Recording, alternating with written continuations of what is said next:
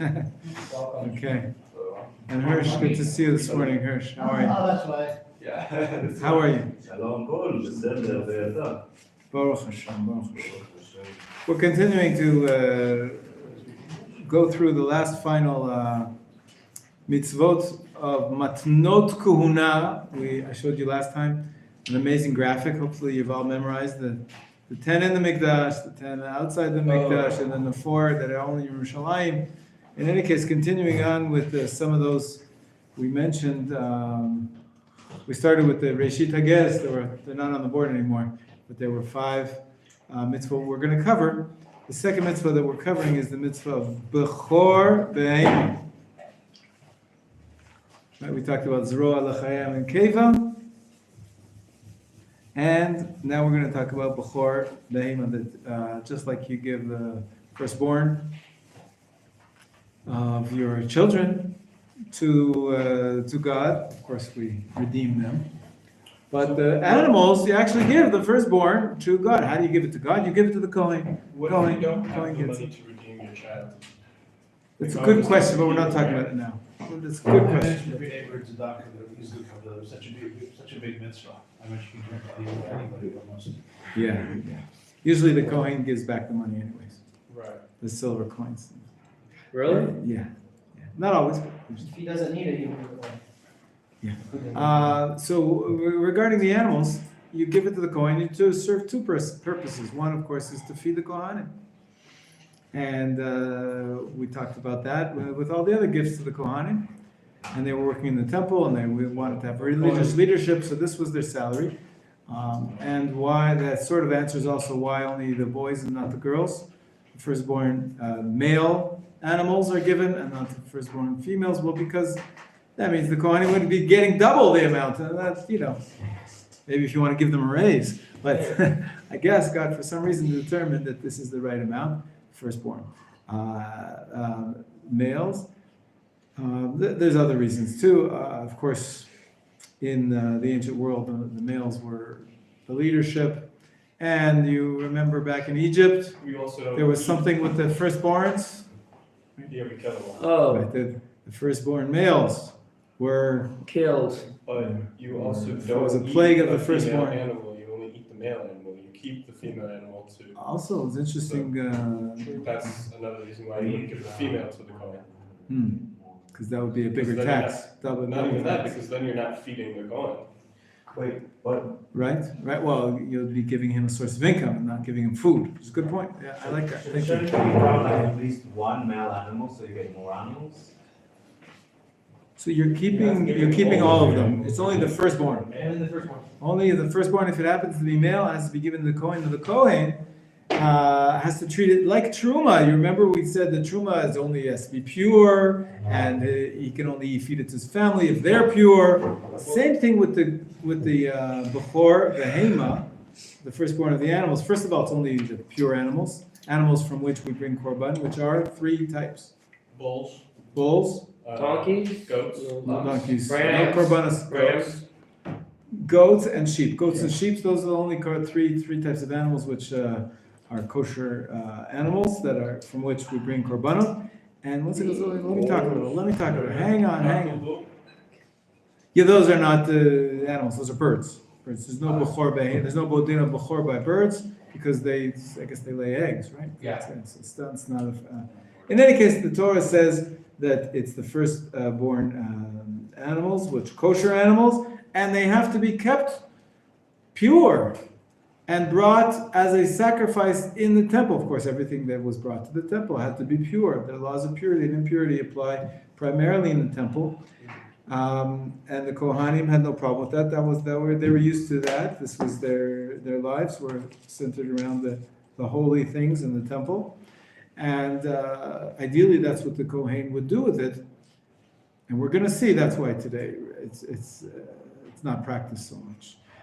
We don't have a temple for them to sacrifice it anyways. So, but the truth is the Torah says that what happens, sometimes it does happen, that the Kohen gets to eat the animal, and the animal sort of loses its holiness, and that is if it becomes blemished. If it gets a blemish, there's a list, right? In Hebrew it's mum. a list of blemishes that invalidate a korban. That if the animal is invalidated for the korban, so then you don't have to.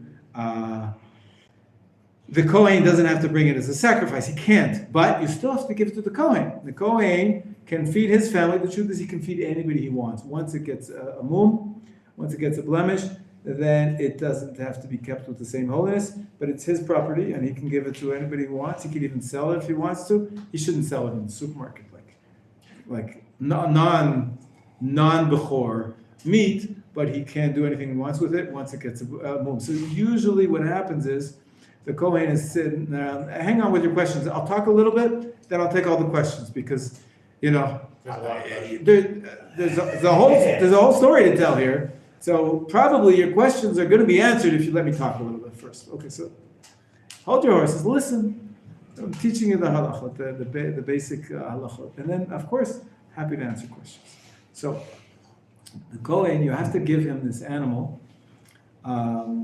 You have to wait 30 days or 50 days for a bigger animal just to make sure that it's viable, and that you do. But then you have to give it to the Kohen within the first year, because the Torah says somewhere that you have to give it to him. Shana b'shana, every year for that year. So the Kohen then has to receive it.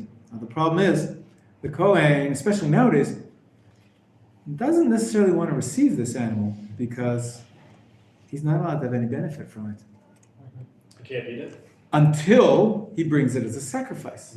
Now, nowadays, there's no korban, there's no altar, and there's no temple, and so the Kohen has to take care of his animal for its entire lifetime. Most animals don't get a blemish, right? It just, So you could always get into a car accident, but if you're not using it as a car, then it won't, if he doesn't get bitten by a dog. And the truth is, this was a problem. In the times after there was a temple, the Kohen would be forced to take this gift. Within the year, he has to take it, and he has to take care of this animal, and he's not getting any benefit from it. And he could just live out its entire life, and the Kohen wouldn't be able to get any benefit from it. And so they were cheaters, even amongst the Kohanim, who were trying to secretly make it happen that a blemish. Because once a blemish happens, then he's got a nice cow or a nice sheep that he can slaughter and eat the meat. A blemish that doesn't make it unkosher for slaughter, makes it unkosher for bringing as a sacrifice. And so, for example, they had Kohanim that would maybe attach a piece of bread on the ear of the sheep, and so the dog would come by and take a bite and get the bread, and in the process, it would puncture the ear. The ear is a mum; it's considered to be a blemish, so it's not kosher for korban. And this was, of course, cheating. And the rabbis, at some point started to say, "Well, we're not going to believe you, the Kohanim, that you're showing you. Listen, I can now slaughter this animal because it has a blemish. If you did it, if you caused it yourself, it's not kosher. So you had to bring a witness that you can show that this blemish happened naturally." And there's lots of laws about it, and really, it's instead of being a gift to the Kohen, it's a burden. It's a burden. It's a burden. The Kohen didn't want to accept it, but he had to accept it. So it's really complicated, especially nowadays when we don't have a Beit HaMikdash. And I'm just skipping to the end. Skipping to the end for a second. Skipping to the end, what we do nowadays, and the rabbis suggest that we do this. Because keeping around an animal for no good purpose until it get, the incentive to cheat is just too great, and there's no real benefit to it, and so we avoid the mitzvah by selling part of a birthing mother, a first-time birthing mother, cow or sheep or goat. We sell its ear, or we sell its windpipe to a non-Jew, and if a non-Jew has any part in the ownership of the animal, the mitzvah doesn't apply. The mitzvah only applies to a Jew who owns the entire animal, and it's a kosher animal, and it doesn't have a blemish, etc., etc. So that's usually what's done, and it's really advised by the rabbis to do that. If you are a farmer, none of us are farmers here, so it's really not we're not going to spend more than today on this mitzvah. But if you are a farmer, and there are, thank God, more and more Jewish farmers who have cattle, they have to make sure to do the proper thing, which is to sell the birthing mother or part of the birthing mother to a non-Jew. Because otherwise, if they're going to be a firstborn, Bechor Behema born, it's going to be a burden first on them, and it's going to be a burden on the Kohen. They have to give it to the Kohen. The Kohen has to watch it. And, it's really just creating a mess. So that's not advised. One second. I'm going to take all the questions in just 1 second. There are quite people waiting for questions, and I'm asking you, please, give me another few minutes. Before we forget. So Write it down. You have a notebook right there. Write down your question, please. It's a good idea. Don't forget your questions. Write them down.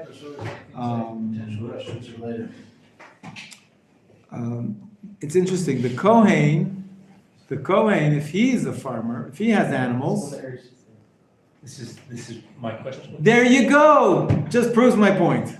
Hang on. If you let me present the material to you, I will try to cover most of the questions. You'll see.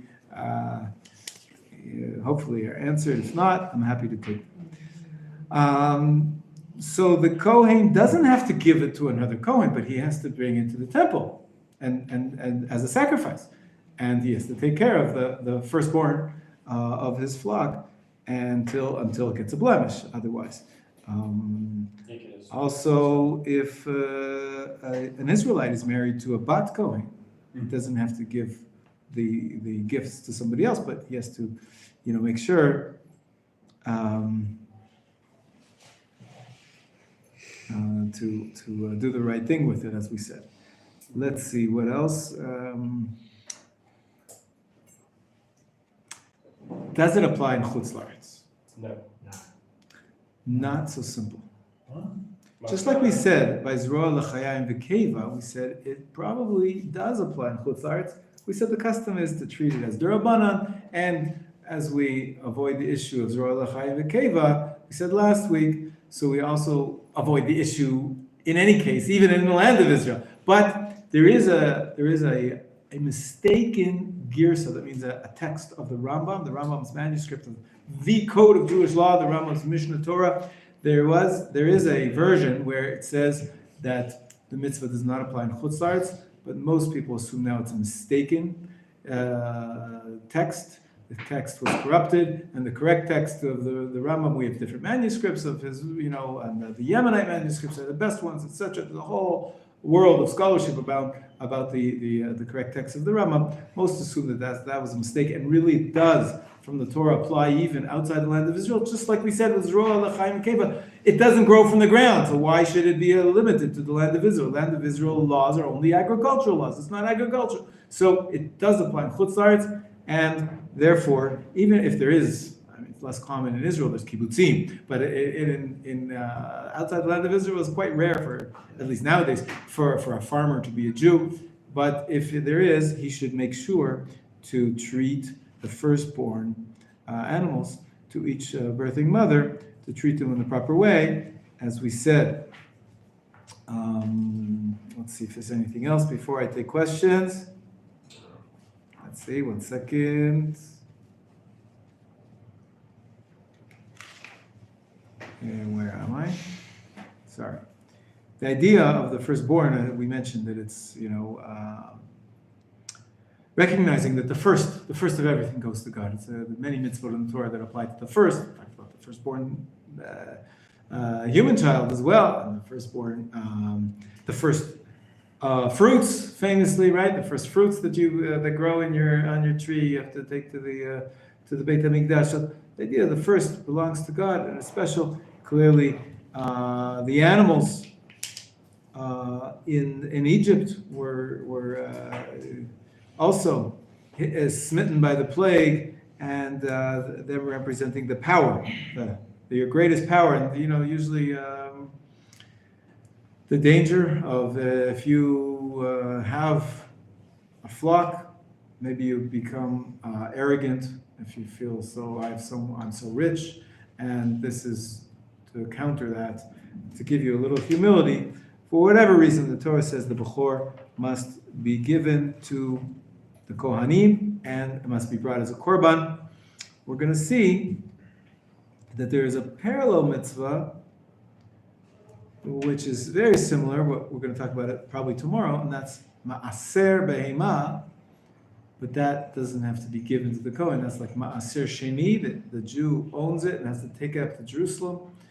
And if it's viable as a korban, it's brought as a korban. But the Jew, the Israelite, brings it as a korban. It's just like maaser sheni. You bring up the fruits to Jerusalem and eat in Jerusalem.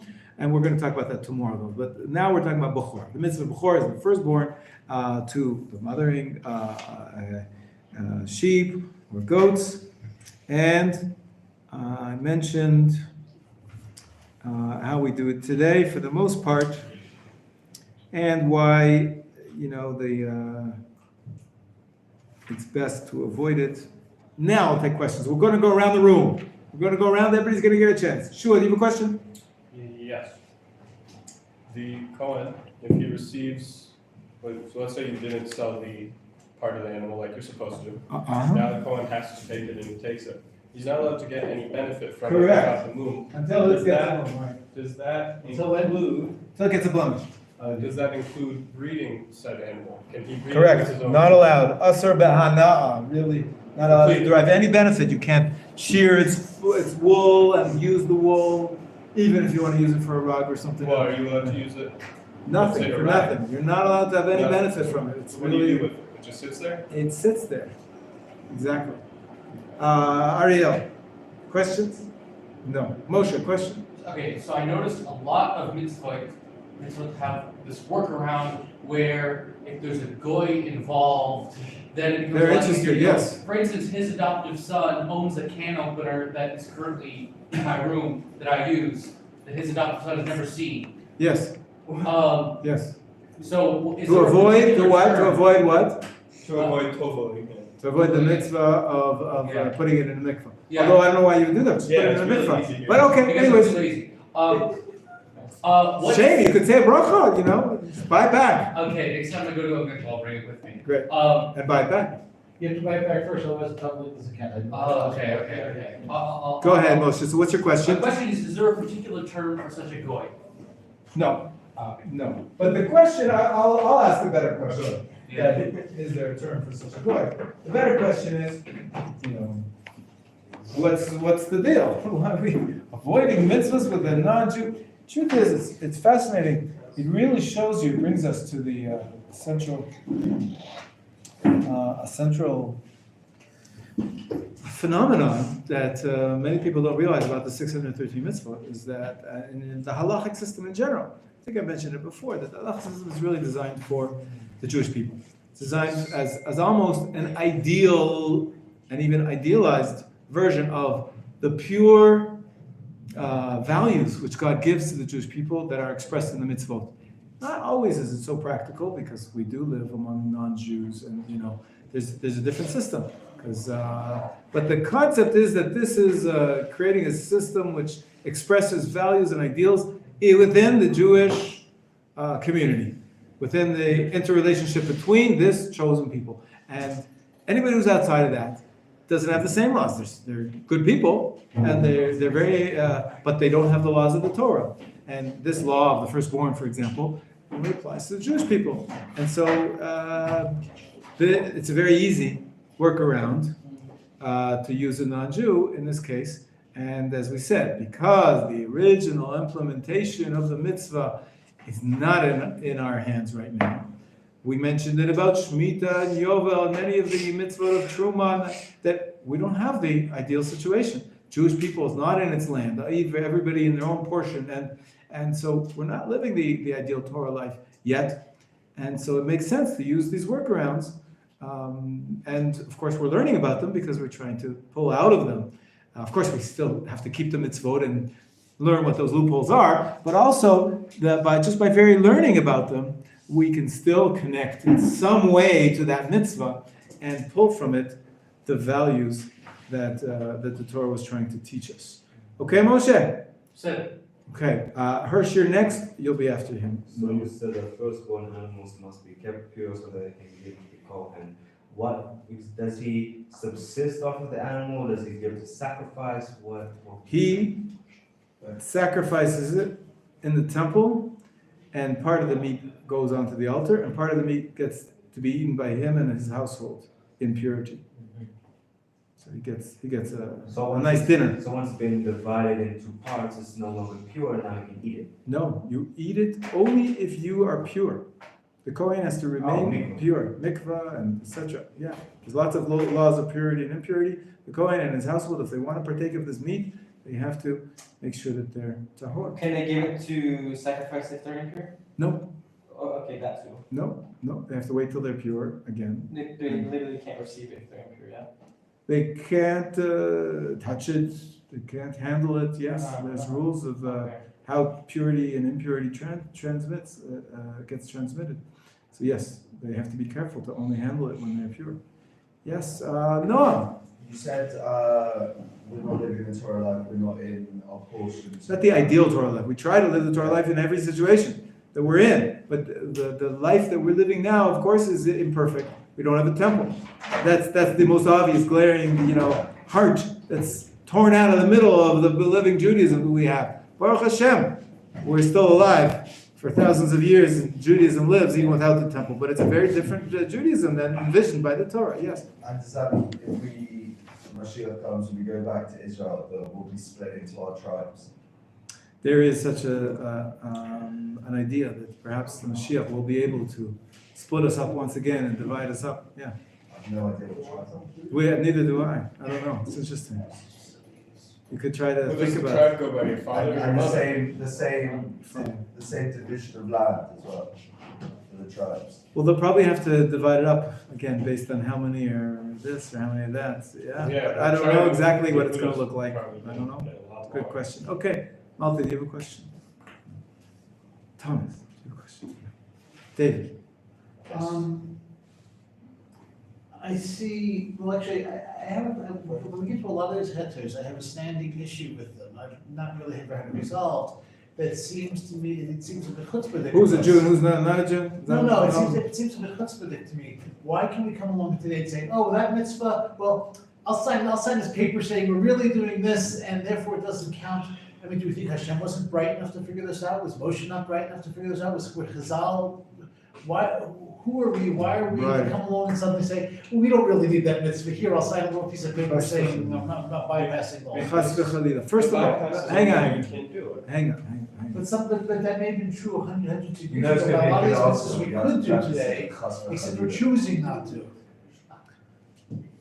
We don't have a good way to do the mitzvah. As I just described, the mitzvah can only really be applied when we have a society which is closer to the ideal in terms of having a Beit HaMikdash and having the Kohanim work in the Beit HaMikdash and to be deserving of being supported and having purity and impurity, which is the only way that they could partake of such a sacrifice. So this entire structure, really, we're lacking. And But so we're taking out the impetus. If we were to start giving, let's say, animals to the Kohanim, and the Kohanim looks in his backyard and there's like 100 sheep he could benefit from, if only there was a temple, we're providing a little fire under him to, hey, you Kohanim get together and get the temple You're going. suggesting a very innovative idea. We should be creating incentive to sort of for the people to want a Beit HaMikdash. Let's say It's it's an interesting idea, but Let's say it's $500 a sheep or $1,000, whatever. For it's sure, four for sure, yeah. times your few hundred sheep. Suddenly somebody,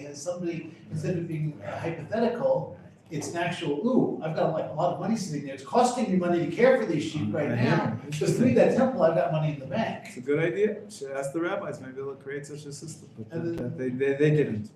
They When we get didn't. to temple back, There should be enough incentive to build a temple even without that. But there hasn't been. We've been here Could in be. Penn State for how many years? Could be. So you have good ideas. Well, we'll suggest it to the chief rabbi. Let's try to reinstitute these laws as some kind of a fine or some kind of a right because it's millions of dollars. You're saying that,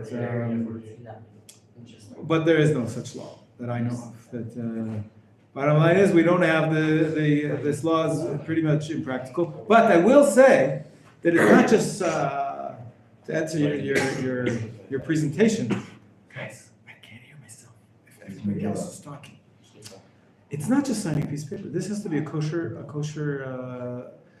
kinyan, active acquisition, which is kosher according to the halacha. Some people say as long as it's kosher by the authorities, the secular government, as long as it's kosher sale, credit card or whatever contract you sign, that's good enough. But halacha l'maaseh, a Jewish farmer usually doesn't rely on that, and they actually do. They give money, a pruta, or so, and they do kinyan mashicha, which is you have to pull the animal a little bit. Right, the birthing mother has to be pulled by the non-Jew in order to acquire that portion of it that they're selling, and we take it pretty seriously, just like mechiras chametz.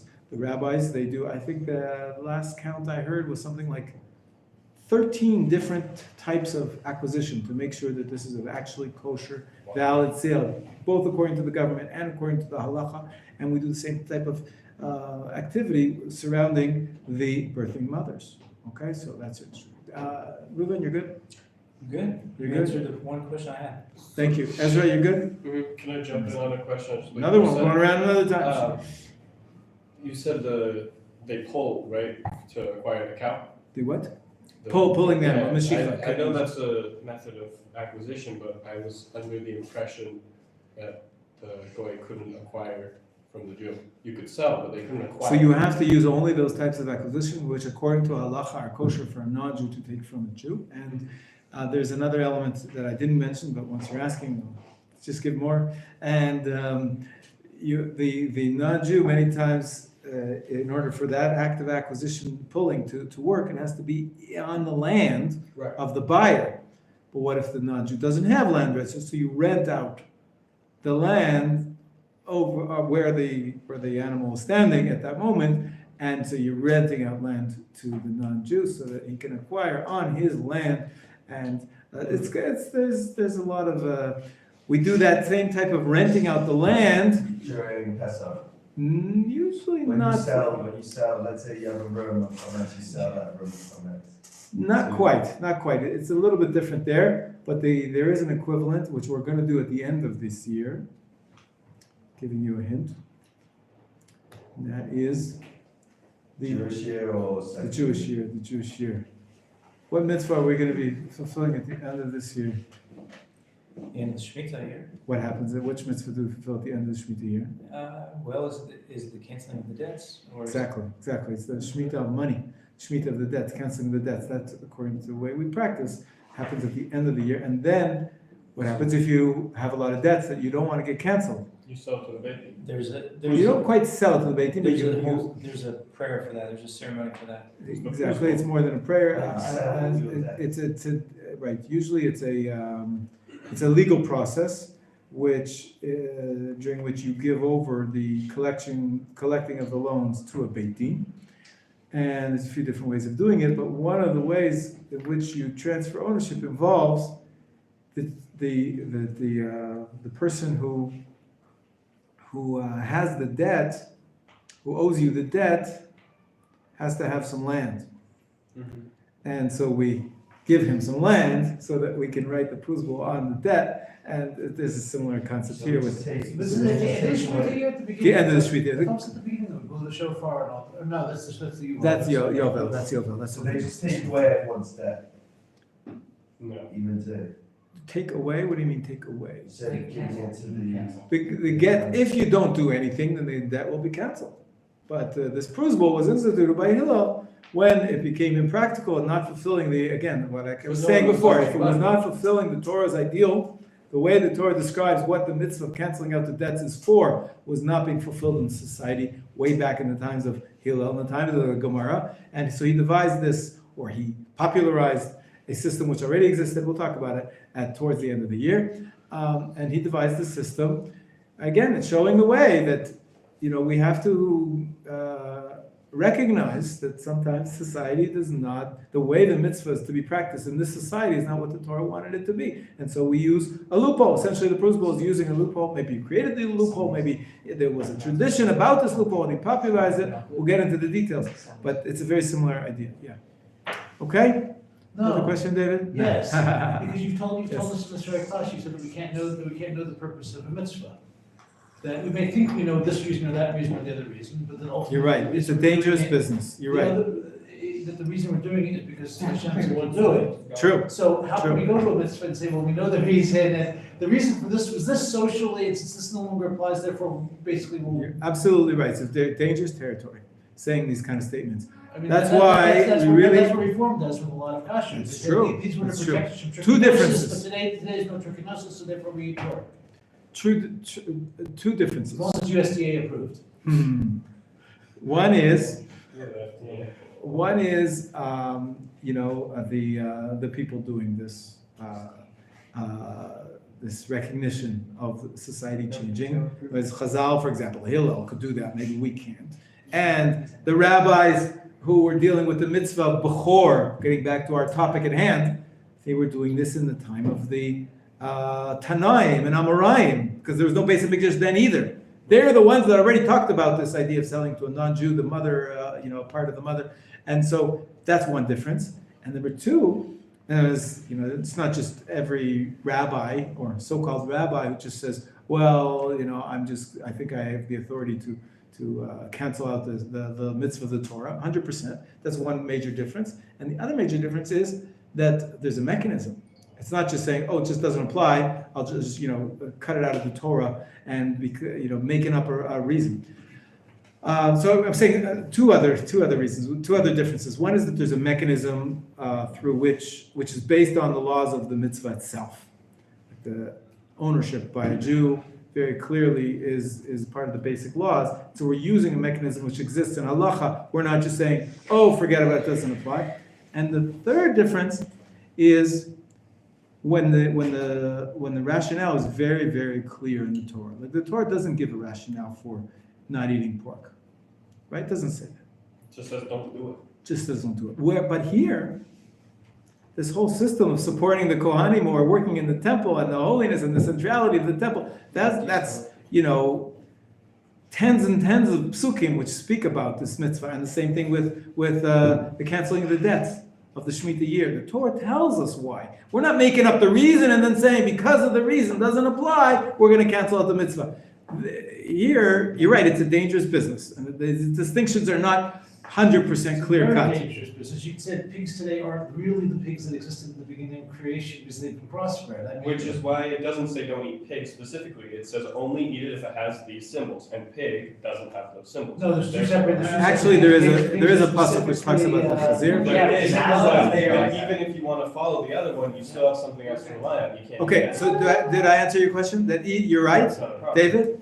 Hang on, sure. Did I answer your question? That you're right? That it's a Yes, dangerous you're right, business? but I'm still, yeah. But there's three major differences that guide us, even in dangerous territory. We have to live even in dangerous territory. We have to do something. So those are three major differences which make it, which guide us. I have a question. Would I be doing, if I wanted today to actually do the tithing proper, but let's to redeem it and put the money into a trust account with only the third temple as the beneficiary? Could I, is there any reason I couldn't do that? There's a debate about that. Whether if someone is makdish something to the temple today, whether it takes effect. And I would advise you not to, and the rabbis advised you not to, even on the chance that it might take effect, because usually it would lead to a violation of the holiness, because stuff happens, as they say. And if you have holy consecrated items or even bank accounts lying around, eventually, until the temple is built, eventually something's going to happen, they'll be misused, and you'll be violating more laws of the Torah than you're trying to keep by... We're supposed to believe that the temple is True. Maybe he's already there. We haven't heard from Rabbi Listerman. Guess what just happened? I heard what it is. It's true, that's right. We don't know the future. Could be it's tomorrow, and it could be it's in 100 years, could be it's in 200 years, I don't know. You're I supposed to hope live not. your life as if every second is the last second before you know. Isn't it? Right. Aren't you supposed to say Shema? Malti had a question. No, Malti? it was only, it's a certain specific. Oh, you were joining the debate. It's mentioned in the Pasuk. It was, when About the chazir there is a specific verse about the chazir. Right. Okay, good. Okay.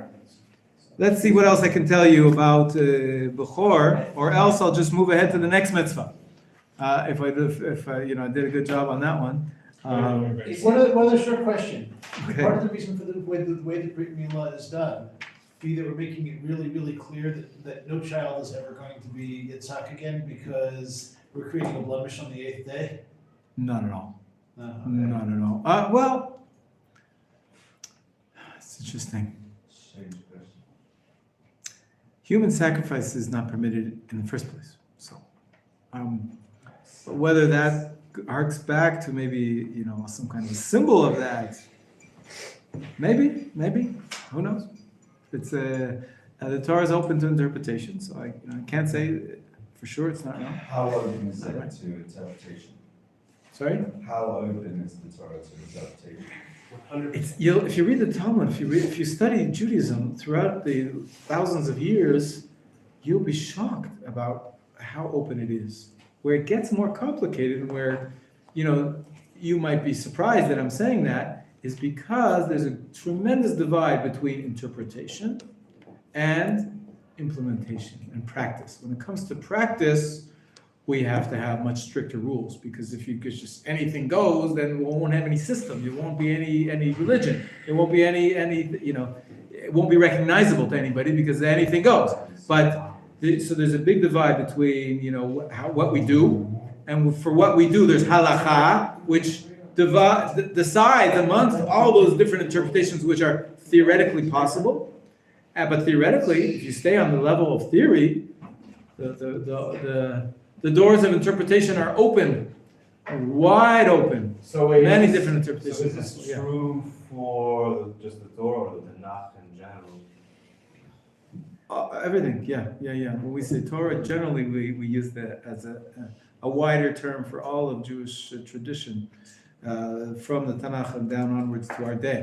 Okay, so we'll stop here. Tomorrow we're going to do the laws of Maaser Behema, and maybe we'll finish even all of the other mitzvot that have to do with gifts to the Kohanim from the living, not from the produce, but from the living. And then once we finish with that, we'll get into the laws of, actually first we have to do Bal Tashchit, about the trees, to complete our session about the trees, and then we'll get into the meat of the course, which has to do with shechita and kosher meat and milk and all that kind of stuff, okay? So we'll stop here. Have a good day. For True Mountain, I saw you brought the sesame seeds. Can we make sure? Say again? Just kidding. For True Mountain, I saw you